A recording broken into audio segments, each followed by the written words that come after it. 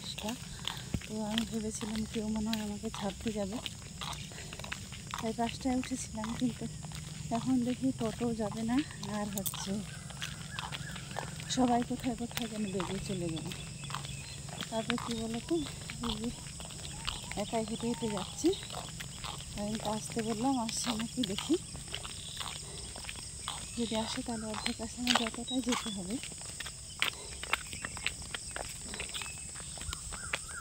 আর বাসটা চলে গেলে হয়তো আবার ঘুরে আসতে হবে 8টা 50-এ।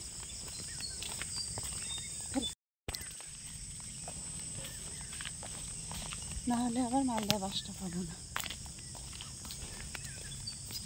সেইটুকু রাস্তায় যাওয়াটা।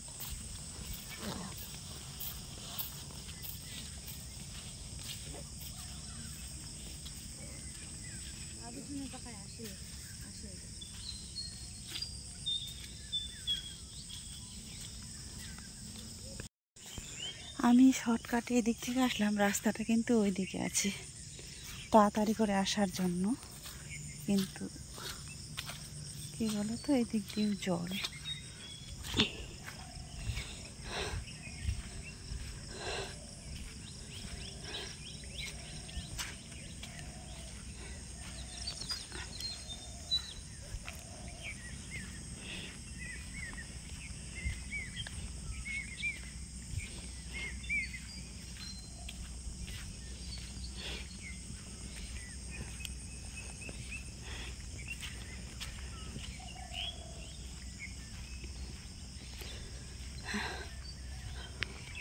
এই যে এবার রাস্তায় উঠে গেলাম।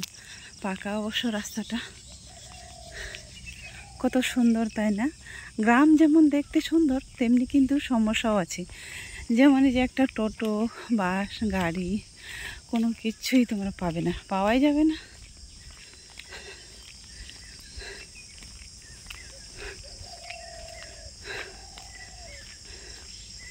দেখে তো মনে হচ্ছে যেন ছেড়েই যাব না।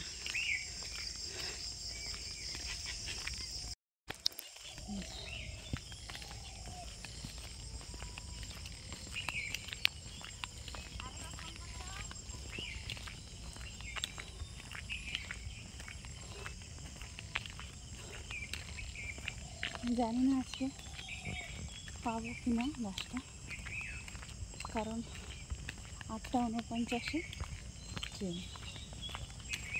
এখান থেকে যেতে সময় লাগে মোটামুটি 1.5 ঘন্টা।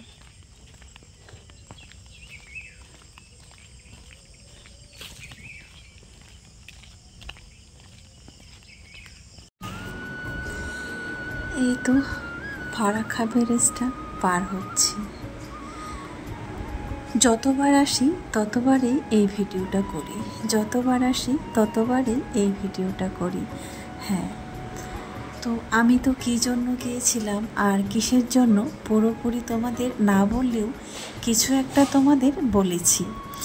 তো তারপরে কালকের ওই ব্লগটা দেওয়ার পরে তোমরা অনেকেই কমেন্ট করেছো, তো অনেকেই জানতে চেয়েছো, আর অনেকের অনেক প্রশ্ন। তো আজকে তোমাদের সেই প্রশ্নের উত্তর দিতেই এলাম। আমার লাইফস্টাইলটা তোমরা পুরোপুরি না জানলেও কিছু কিছু তো জানো, বলতে গেলে পুরোটাই জানো। হ্যাঁ, আজ থেকে 8 বছর এই মেদিনীপুর শহরে বসবাস করছি, তাই না? তারপরই হঠাৎ বা কেন বাড়ি যাওয়ার পরিকল্পনা, বা বাড়ি চলে যাব, হঠাৎ কি হলো আর কেনই বা যাচ্ছি? হ্যাঁ, এইসব প্রশ্ন তো তোমাদের মনে থাকবে, কারণ তোমরা আমার পরিবারের সদস্য। আর হ্যাঁ, তোমরা আমাকে যেহেতু ভালোবাসো, তাই আমার ভালো মন্দ সমস্ত কিছু জানার অধিকার তোমাদের আছে। যদিও আজ থেকে 8 বছর আগে এই শহরে এসেছিলাম ছোট্ট ছোট্ট 2টো মেয়ে নিয়ে। আমার হাত ধরে হাঁটতো দুজনেই, চিনত না এই শহরের কোনো অলিগলি, যেতে পারতো না একা আমাকে ছাড়া। সামান্য 2-4 পা হাঁটলে স্কুল, যেতে পারতো না সেই স্কুলেও। হ্যাঁ, আজ ওরা অনেক বড়, তাই তো ওরা ওদের পৃথিবীটাকে খুঁজে নিতে শিখেছে, কিংবা খুঁজে নেবে, তাই না? ওরা যেহেতু বড় হয়েছে, ভালো মন্দ বোঝার ক্ষমতা ওদের হয়েছে, ভালো মন্দ বোঝার অধিকার ওদেরকে আমি দিয়েছি। কোনটা ভালো কোনটা মন্দ অবশ্যই তারা বুঝতে শিখেছে, আর তারা কি করবে সেটাও তারা বুঝতে শিখেছে। তারা আমার কাছে থাকবে না বাড়ি ফিরে যাবে, না ওর বাবার কাছে থাকবে না আমার কাছে থাকবে, সেটাও কিন্তু তারা বুঝতে শিখেছে। তো এমনই একজন মা আমি একা হাতে পার করে দিয়েছি মোটামুটি 8টা বছর। হ্যাঁ, আমি কতটা পেরেছি আর কতটা পারিনি আমি নিজে বলতে পারবো না, কিন্তু এইটুকু বলতে পারবো, ছোট্ট 2জন অন্ধ শিশুকে নিয়ে এসেছিলাম এই শহরে। তবে এখন তারা চোখ খুলে পুরো পৃথিবীটাকে দেখতে পারে, আর আমার হাত ছাড়াও তারা এখন হাঁটতে পারে কিংবা হাঁটতে পারবে। তো আমার যতটুকু কর্তব্য আমি মা হিসাবে ততটুকুই করেছি, তাই না? তার কোনো কিছু কমতি রাখিনি। হ্যাঁ, অক্লান্ত পরিশ্রম করেছি ঠিকই, কিন্তু আমার বাচ্চারা যদি মানুষের মতো মানুষ হয় সেটাকে কিন্তু আমার পরিশ্রম মনে হয় না, সেটাকে সব সময় হাসি মুখেই মেনে নিয়েছি। কষ্ট আমার যতই হোক তবুও ভাবতাম ওরা তো মানুষ হচ্ছে, তাই না? দেখো, একজন মা হিসাবে তার বাচ্চারা যদি সফলতা পায়, সফল হয়, ভালো কাজ করে, ভালো জায়গায় পৌঁছায়, তাহলে কিন্তু একজন মায়ের চেয়ে এই পৃথিবীতে খুশি আর কেউ বেশি হয় না আমার মনে হয়। আমরা তো খালি পেটেও হাসতে জানি, না খেয়েও চলতে জানি। হ্যাঁ, আমরা মায়েরাই পারি। তাই বলছিলাম, যেহেতু ওরা এখন অনেক বড়, ওরা ভালো মন্দ বুঝতে শিখেছে, তাই ভালো মন্দর বিচার ওরাই করবে, তাই না?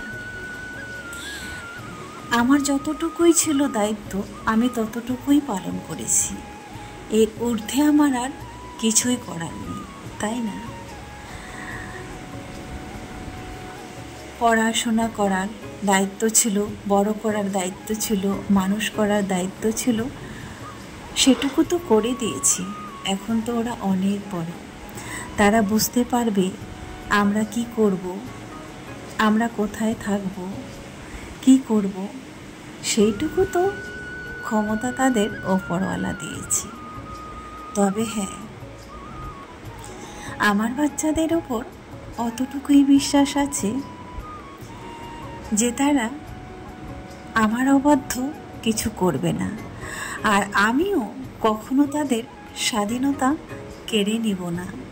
তাদের ভালো মন্দ যদি তারা না বোঝে, এইটুকু বোঝার প্রিপারেশন তো আমি মা হিসাবে দিতেই পারি, তাই না? যেহেতু শূন্য থেকে আজ পর্যন্ত এইখানে পৌঁছে দিয়েছি, হ্যাঁ, যখন আমি ওদের হাত ধরে এই শহরে এসেছিলাম তখন কিন্তু আমার পাশে কেউ ছিল না। আপনজন, প্রিয়জন, কাছের মানুষ, দূরের মানুষ কেউ পাশে ছিল না। পরিস্থিতি খুব কঠিন ছিল।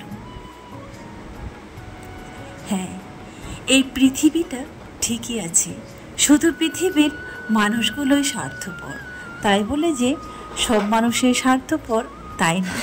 ভালো মন্দ তো এই পৃথিবীতে কেউ না কেউ আছেই, ভালো মানুষ, যার জন্যই পৃথিবীটা আজও টিকে আছে। সবাই যদি খারাপ হতো, কেউ যদি পাশে না থাকতো, তাহলে হয়তো এই পর্যন্ত আজ পৌঁছাতে পারতাম না। হ্যাঁ, যদিও ওই সেই আগের কথাগুলো বলতে চাইনি, তবুও যেন বারবার চলে আসে। এমনও দিন কাটিয়েছি, ঘরে এসে দেখি চাল নেই, কি খাওয়াবো, তাই না?